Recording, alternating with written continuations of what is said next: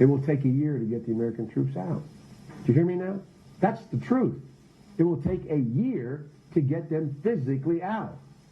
Now, if you leave all the equipment behind, you might be able to do it in 7 months. And you leave those billions of dollars of weapons behind, I promise they're going to be used against your grandchild and mine someday. Biden predicted this disaster of a withdrawal in 2008. Why isn't this getting more attention? Well, first things first, how creepy is that clip? I mean, what grown man leans in like that to somebody in an audience? That's just creepy. That is quintessence of Creepy Joe. On top of that, do we even think he remembers saying those words? He's right, but he probably forgot actually saying them. But the reason that we have this disaster in Afghanistan is because we have a politicized military. We have, General Milley, who's more interested in studying white rage than he's understanding the Taliban. We've got a Biden who says, oh, we don't need Bagram. We don't need the only strategic airfield in the whole region. Shut it down. We have a dangerous cocktail, Alice. And this administration is a combination, it is an admixture of arrogance and ignorance. And whether it's the open border, whether it's the price of gas, whether it's inflation, whether it's Omicron out of control, or whether it is surrendering to the Taliban, that is what you get when you have Democrats who know nothing and are arrogant and think that they actually know something. Yeah, Sebastian, that clip, it's not really getting a lot of attention, but you have to go back and say, gosh, if this was President Trump or any Republican right now who, said that and did that, can you imagine the mainstream media, how they would be playing that over and over again and talking about it? It would dominate the headlines. 24/7. You open a faucet and you'd have Jake Tapper coming out of your tap telling you about that soundbite. I mean, absolutely. Look, the fact is the media, the mainstream media, are just legacy lying propagandists. That's all they are. That's why things such as Newsmax are exploding. But the bottom line is a very simple one. They are hostage to their ideology. The people who say they care for the small guy, the people who say they care for the working class are simply a bunch of elitists. They care for their buddies, whether it's big tech, whether it's big pharma. And I guarantee you one thing. As a man who worked for President Trump, when he was Mr. Trump, when he was President Trump in the Oval, I guarantee you one thing. What happened in Afghanistan earlier this year that led to the needless deaths of 13 servicemen and women would never have happened if President Trump were still in the White House. Yeah, no, I think a lot of people agree with you. And there's still, our allies are still trapped there. We still have Americans there. I spoke to General Halt earlier today on Wake Up America, and he talked about what he's hearing on the ground. The left media is not reporting that at all. They're not talking about that story. Has pretty much gone away for them.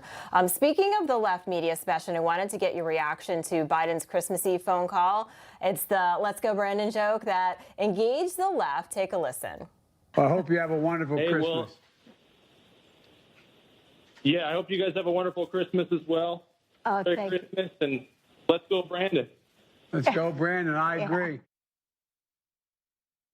All right. Well, the man who made that comment was later identified as Jared Schmeck. He's a Data 4 and former police officer from Oregon. He says he was just joking, but many in the mainstream media, they pretty much freaked out, right? They say the phrase is a vulgar insult and right-wing slur. Sebastian, I think that former President Trump has been called worse things on TV and on social media, yet they didn't care about that. I mean, we had 4 years of the most despicable behavior by the quote-unquote elite, the media, the Hollywood actors, Robert De Niro, from a podium swearing, using the F word against Donald Trump. We had quote-unquote comedians using the most disgusting language about his daughter on their quote-unquote comedy shows. And then we've got even members of Congress, Democrats, in front of their children. I mean, this is the most perverse of all. The day they're getting sworn in front of her little son, Rashida Tlaib saying, and I'll edit it for your viewers, let's impeach the MFer. And now we're supposed to be shocked at a joke where you say, let's go, Brandon. Yeah, as my good friend Chris Plant says, who has the morning radio show in D.C., if it weren't for double standards, the left wouldn't have any standards at all. But again, it goes back to your first point. What does that video show you? It shows you this man's senile. I mean, he doesn't know what let's go Brandon means, and he just sits there and says, yeah, I agree with you. Let's go Brandon. I mean, just 10 days ago, his wife, on a Puff Piece TV interview, laughed when she was asked to react to the people who are questioning her husband's cognitive capacity. Well, you're sitting right there, Jill. And he said, yeah, I agree with let's go Brandon. That's all the proof anyone needs. This guy is out to lunch.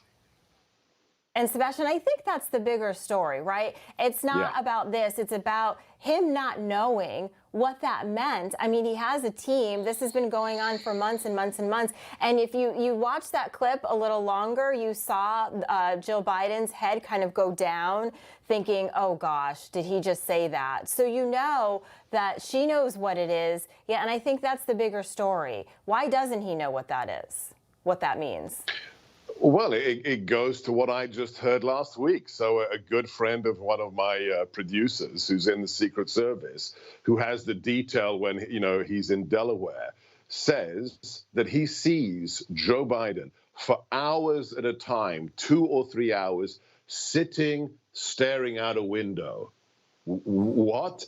This is the most powerful man in the world. I worked in the White House. Within 20 feet of the president, whoever he is a military aide with a large, large briefcase called the football. That gives him the power to launch nuclear weapons as the commander-in-chief. And this guy doesn't know what let's go Brandon means. And then when he's home, stares out the window for hours on end. It's like a bad, bad movie, but it's scary because this man, sadly, is the president.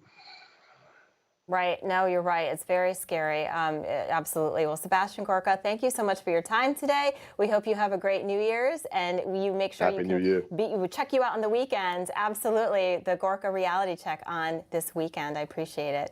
You just watched Newsmax TV, America's fastest growing cable news channel, now in more than 70 million homes. You can get Newsmax TV on your cable system or check your cable guide. And if your system doesn't carry Newsmax, call them, tell them you want Newsmax TV, because we're real news for real people.